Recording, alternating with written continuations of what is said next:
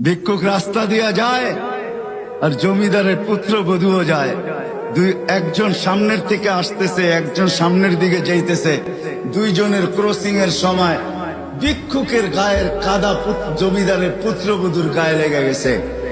সে দুনিয়া আন্ধার করে ফেলছে, স্বামীকে ডাইকা নিয়ে আসছে, বলছে ভিক্ষুক আমার কাপড় নষ্ট করে দিছে।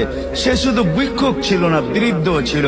বৃদ্ধ ছিল না শুধু, জীর্ণ ছিল, শীর্ণ ছিল। শরীরে কাপড় ছিল না, ফাটা চিরা কাপড় ছিল। পায়ে জুতা ছিল না, পেটে ভাত ছিল না। জমিদারের পুত্র সইতে পারে নাই, যৌবনী শক্তি সয় তো সয় কি কইরা।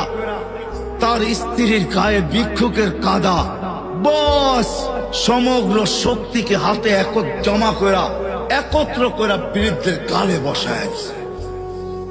বৃদ্ধ কিচ্ছু বলে নাই, শুধু উপরের দিকে তাকায় দুই তিনটা শব্দ উচ্চারণ করছেন। শব্দগুলা হলো ইয়া মাল্লা তারা হলো ওয়ুন, ও আল্লাহ তোকে চোখে দেখা যায় না। ও তারা কুল্লা শাই, তুই সব দেখিস।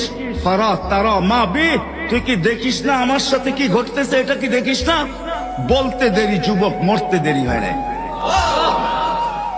জমিদার চলে আসছে, প্রতিশোধ নিবে। বৃদ্ধের একদিকে মুস্কি হাসি, একদিকে বলতেছে প্রেমের খেলা এমনই হয়। জিজ্ঞাসা করছে কিসের প্রেমের খেলা রে? বলছে ওর প্রেমিকার গায়ে আমার কাদা লাগছে, পায়ের কাদা লাগছে, ও সইতে পারে নাই। যৌবনী শক্তি দিয়ে আমার বৃদ্ধ গালে বসায় দিছে। আমাকেও একজন ভালোবাসে, সেও সইতে পারে না, সেও সইতে পারে না। ও তো থাপ্পড় দিয়া ক্ষান্ত, সে জান নিয়ে নিছে, জান।